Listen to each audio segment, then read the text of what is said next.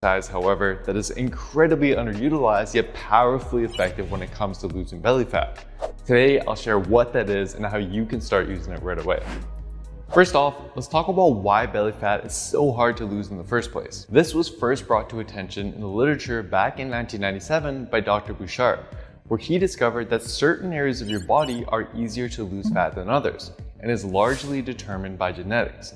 They found that although some individuals seem to be less inclined to store fat around their abdomen, most people's genetics prioritize abdominal fat loss last. Now, having your genetics stacked against you may seem problematic if you're looking to develop a slim or lean looking abdomen, but there is a solution. As long as you create a calorie deficit and continue to burn more calories than you consume every day, you will continue to lose fat. Eventually, if maintained long enough, you will lose excess fat from all areas of your body, even if your genetics put your belly fat at the back of the line. And although your diet should be your main way of creating a calorie deficit, adding additional exercise can help speed it up and ensure that you're continuing to lose fat even as your metabolism slows down. Now, you guys are smart, and you're probably already aware of this, and may have attempted to burn more calories and shred belly fat faster by incorporating things like running, rowing, cycling, or even HIIT workouts.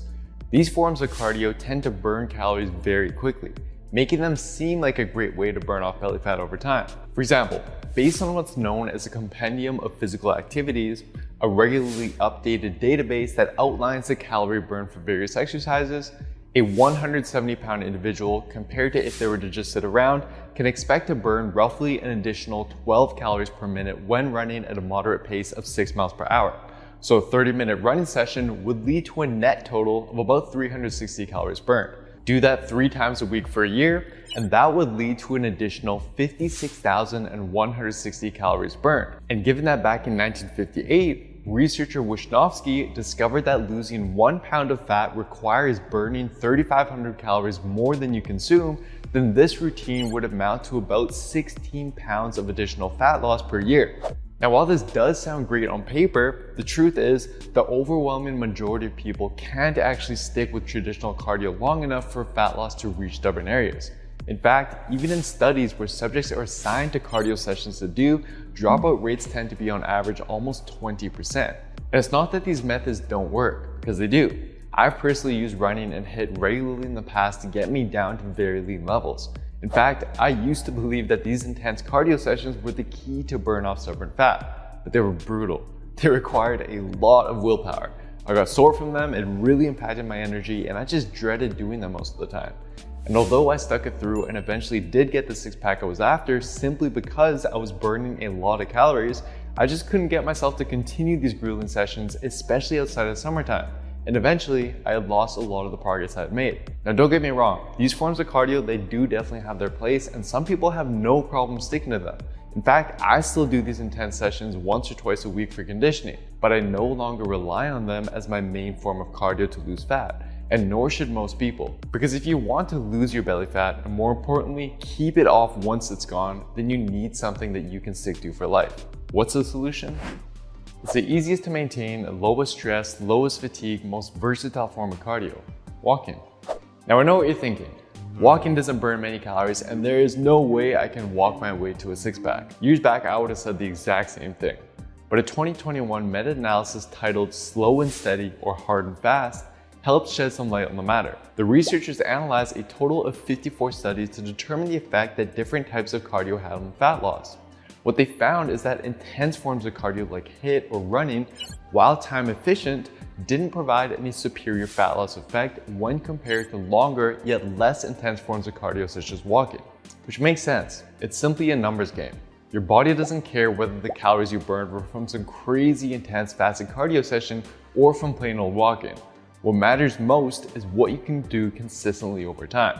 And if you crunch the numbers, you'll actually find that the calories burned from simply walking can very quickly add up to a meaningful amount. For example, using the same Within a few months after signing up with Healthify Me app, I started to see changes in my body. Start your journey today. New L'Oréal Paris Glycolic Bright Serum. Effective on all Indian skin tones. exercise database we used earlier, a 170-pound individual walking at a casual 3 miles per hour can expect to burn an additional 3.4 calories per minute and roughly 200 calories per hour. If for 3 days per week you added in an extra hour of walking, that would amount to 600 additional calories burned per week. Over the course of the year, that's an additional 31,200 calories burned, which would amount to about 9 pounds of fat loss. And the math checks out in the literature as well, with one of the few studies out there analyzing walking's effect on fat loss, finding that subjects who simply added in 2.5 hours of brisk walking per week experienced an additional 3.5 pounds of fat loss over the course of 12 weeks. Now, although hours of walking may sound like a lot, it doesn't have to be all at once. Later in this video, I'm going to show you how to incorporate this into your life effortlessly. But first, just compare the walking routine to the running routine that I gave earlier. Yes, the running routine will burn more calories in less time, but be honest with yourself. How likely would you be to keep that up for a whole year? If you're like most people and you go all out for 2 months, but then become inconsistent and give up after that, that 16 pounds of additional fat loss we calculated becomes just a couple pounds. Nowhere near enough fat for most people to even come close to burning through their excess belly fat. This is why walking is the #1 exercise to lose belly fat, and is why it's now my main form of cardio to get lean and stay lean. It's easy to stick to. So now that I've hopefully convinced you of the power of walking, let's dive into how you can easily start applying it to lose fat. The first step is to determine an average of how many steps you're currently taking. You can use the Health app on your iPhone or use Google Fit if you're on Android. After a week, see what your daily average comes up to. If you already know this, great. I'd like to know as well, so do me a favor and comment below how many steps you're currently taking, and if you have any tips that helped you increase it or what obstacles may be holding you back. Some of you, however, might be surprised with how few steps you're taking. But this is a good thing, as it means that you have a big opportunity to bump that up. For example, here's one of our Built with Science program members, Devin, who recently hit a plateau and simply bumped up his step count up from 3,000 steps to around 8,000 to 10,000 per day, and is back to losing fat every single week, especially in his stubborn areas. It's simple, but it works. For most people though, I wouldn't recommend trying to jump all the way up to something like 10,000 steps right away. Instead, set a realistic goal. And for example, first aim to do an extra 2,000 steps a day.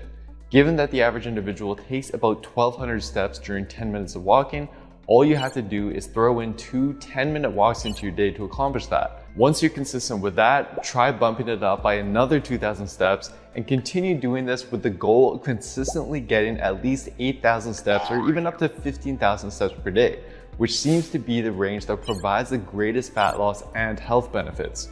The key though is to make this fit your lifestyle. Some tips I personally use are to always choose a far parking spot, take the longest way to the washroom, do 10 minutes of incline walking after each workout, take 10-minute walks after each meal, take the stairs instead of the elevator whenever possible, listen to podcasts while walking, and more. And for those who are busy in the office all day, a study that had subjects add just 5 minutes of walking per hour into their office day found that over the course of the year, it would amount to over 9 pounds of additional fat loss. In this case, you can also try to aim for a higher step count on the weekends to boost your weekly average. But trust me, these little things add up. Apply these tips and you'll be surprised with just how much they can increase your step count, and even more surprised once you notice the fat slowly coming off. That said guys, I want to emphasize that walking or any form of cardio is only effective for fat loss if it's used in combination with a diet.